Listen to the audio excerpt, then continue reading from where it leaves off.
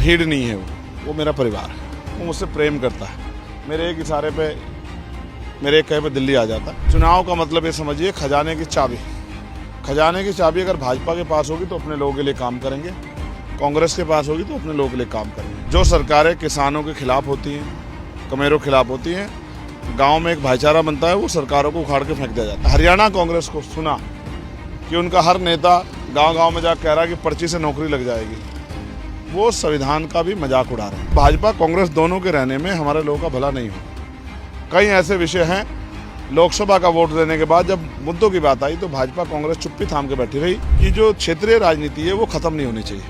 क्षेत्रीय राजनीति खत्म होगी तो जो बुनियादी समस्याएं गांव की है वो समस्याएं भी जीरो हो जाएंगी। बहुत प्यारी 2 लाइन की शायरी है, ना हम सफर से निकलेगा ना हम नसी से निकलेगा, हमारे पाँव काटा हमें से निकलेगा। नमस्ते, मैं शुभम और आपने देखना शुरू कर दिया है नडिक न्यूज़। आप सभी को पता है हरियाणा में इस समय विधानसभा चुनाव चल रहे हैं और हरियाणा में जेजेपी और एएसपी का गठबंधन है। अभी हमारे साथ आर्य समाज पार्टी के राष्ट्रीय अध्यक्ष चंद्रशेखर भाई मौजूद से बातचीत करते हैं कि हरियाणा में जब लगातार घूम रहे हैं तो कैसा जन समर्थन मिल रहा है। चंद्रशेखर भाई, सबसे पहले तो आपका स्वागत है। धन्यवाद। चंद्रशेखर भाई, जिस तरीके से आप हरियाणा में लगातार घूम रहे हैं, उत्तर प्रदेश की राजनीति में और हरियाणा की राजनीति में जमीन आसमान का अंतर है। हरियाणा में आपको क्या अंतर देखने को मिला? देखिए, जमीन आसमान का तो अंतर नहीं है। हमारे यहाँ विधानसभा 3.5-4 लाख वोट पे विधायक बनता है। यहाँ जो हाईएस्ट जो है, जो सबसे बड़ी विधानसभा वही 4.5 लाख की। हमारे यहाँ ये मिनिमम है। हमारे यहाँ 12 लाख तक की विधानसभा है। हरियाणा में खेती किसानी का बड़ा जोर है। खेती किसानी आधारित राजनीति, कमेरों की राजनीति का अपना वर्चस्व। जो सरकारें किसानों के खिलाफ होती हैं, कमेरों के खिलाफ होती हैं, गांव में एक भाईचारा बनता है, वो सरकारों को उखाड़ के फेंक दिया जाता है। भाजपा की सरकार दूसरी बार यहाँ है। पिछली बार के बाद प्रयास हुआ लेकिन वो प्रयास सफल नहीं रहा। इस बार सामूहिक रूप से हम भी और दल भी ये प्रयास कर रहे हैं कि हरियाणा को भाजपा से मुक्ति मिले। साथ साथ भाजपा से मुक्ति के साथ साथ भी हमने कांग्रेस की सरकार जो वर्तमान में हिमाचल में, उसका कार्यकाल भी हम लोग देख रहे हैं, वो भी किसी छिपा हुआ नहीं है। कर्नाटका की और तेलंगाना का सरकार कार्यकाल भी हम देख रहे हैं। अब हम ये समझते हैं कि इनसे भी मुक्ति मिले और इनसे मुक्ति मिले, आज़ाद समाज पार्टी जेजेपी अलायंस जो है वो अपनी राजनीतिक ताकत बनाए और सत्ता की चाबी उनके हाथ में हो और सत्ता की चाबी के आधार पर वो अपने लोगों के हितों की रक्षा करे, नई पॉलिसी बना के लोगों को लाभ दे। क्योंकि चुनाव का मतलब ये समझिए खजाने की चाबी। खजाने की चाबी अगर भाजपा के पास होगी तो अपने लोगों के लिए काम करेंगे, कांग्रेस के पास होगी तो अपने लोगों के लिए काम करेंगे। भाजपा का तो भ्रष्टाचार और भाजपा की जो है राजनीति किसान, कमेरे, दलित, पिछड़े, मुसलमानों के विरोध में है, ये तो सब लोग जानते हैं। लेकिन यहाँ हरियाणा में जिस तरह से मैंने हरियाणा कांग्रेस को सुना कि उनका हर नेता गांव-गांव में जाकर कह रहा है कि पर्ची से नौकरी लग जाएगी, वो संविधान का भी मजाक उड़ा रहे हैं।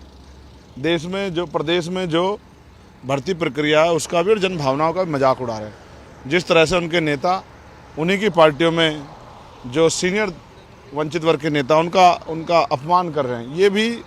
ये भाषा की मर्यादा भी ऐसा नहीं है, इसको भी जनता स्वीकार नहीं करती। एक तरफ वो है जो 10 साल सत्ता में, दूसरी तरफ वो है जो सत्ता में आने ख्वाब देख रहे हैं।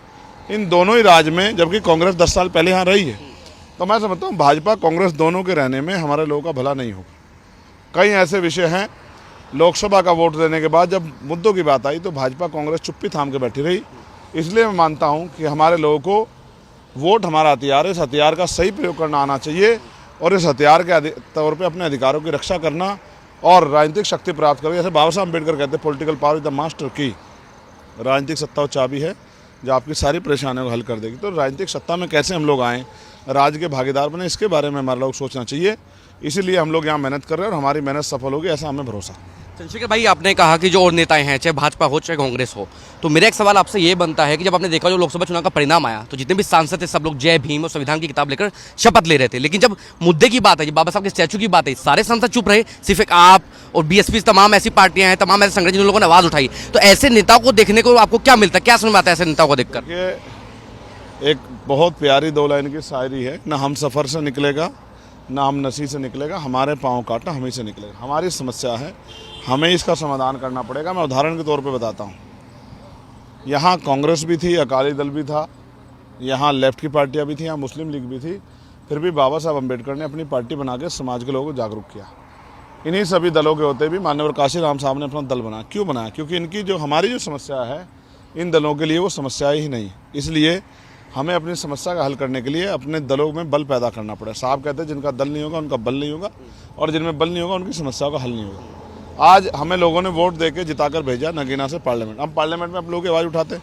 अगर हम नहीं होते, हमें माइनस कर दिया जाए, तो आज दलितों, पिछड़ों, किसानों, पहलवानों, मुसलमानों की आवाज़ कौन उठाता पार्लियामेंट में? आदिवासियों की आवाज़ कौन उठाता? हमने हर विषय पे पार्लियामेंट में आवाज़ उठाई। जो लोग हमारी आवाज़ें नहीं उठाते, हमारा भला क्या करेंगे? तो इन दलों से हमें कोई ना, इनसे हमें कोई परेशानी है ना, काहे से दोस्ती ना काहे को बैर। हम इन दोनों दलों से, इनके कारनामों से, इनकी पॉलिसी से वाकिफ हैं। हम तो अपने दलों की ताकत बना के अपने लोगों के हाथ में सत्ता सौंपना चाहते हैं कि अंतिम व्यक्ति की भी राजनीतिक व्यवस्था में भागीदारी हो और उसके बच्चे के बारे में भी सोचा जाए। आप लगातार हरियाणा में घूम रहे हैं। दुष्यंत चौटाला के कल आप जब रोड शो में थे तो मैं तमाम लोगों से बातचीत कर रहा था, तो मैं लोगों से बात करता कि दुष्यंत चौटाला कैसे नेता हैं, तो लोग कह रहे हैं कि ये भीड़ दुष्यंत चौटाला की भीड़ नहीं है, ये भीड़ चंद्रशेखर भाई की वजह से है। और ऐसी मैं खुद नहीं कह रहा हूँ, मुझे लगभग 15 दिन हो गए हरियाणा में घूमते घूमते, हर आदमी यही कह रहा है कि दुष्यंत चौटाला जो हैं चंद्रशेखर भाई के साथ मिलकर अपनी साख बचाने की कोशिश कर रहे हैं। देखो, मेरी एक बात समझो, भीड़ नहीं है वो मेरा परिवार है। वो मुझसे प्रेम करता है। मेरे एक इशारे पे, मेरे एक कहे पे दिल्ली आ जाता, मेरे एक कहे पे सड़कें जाम कर देता है, मेरे एक कहे पे संघर्ष करता है, जहाँ गरीबों के लिए लड़ाई लड़ता है, आंदोलन करता है, ज्ञापन देता है। तो मेरा परिवार है, मैं जो कुछ उन्हीं की वजह से हूँ। दूसरी बात, वो मुझसे प्यार करते हैं तो मेरी माँ बहन भी कई घंटे इंतजार करती है। और दुष्यंत चौटाला जी यहाँ डिप्टी सीएम रहे हैं, बड़े नेता हैं। मैं समझता हूँ उनका समाज उनसे नाराज़ हो सकता है, लेकिन उन्होंने भी राजकाज में आके अपने लोगों की भलाई की। आप अगर बात करेंगे भाजपा, उनकी लोगों की नाराज़गी भाजपा के साथ जाने से है, लेकिन इस देश में बहुत कम दल ऐसे हैं जो भाजपा के साथ नहीं गए।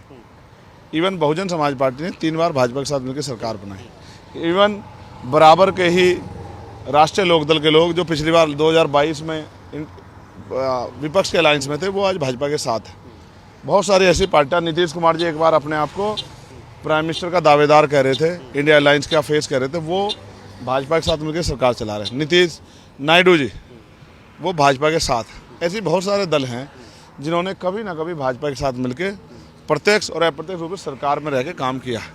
और मैं तो उत्तर प्रदेश का उदाहरण लेता हूँ। अकाली दल के लोग भाजपा के साथ रहे, जनता दल में भी आरएसएस जनसंघ के लोग थे।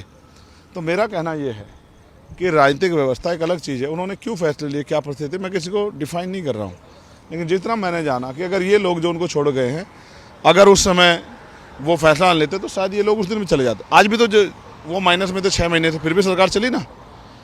तो मैं फिर ये कह रहा हूँ, जनता को तय करना है, लेकिन मेरा ये प्रयास है कि जो क्षेत्रीय राजनीति है वो ख़त्म नहीं होनी चाहिए।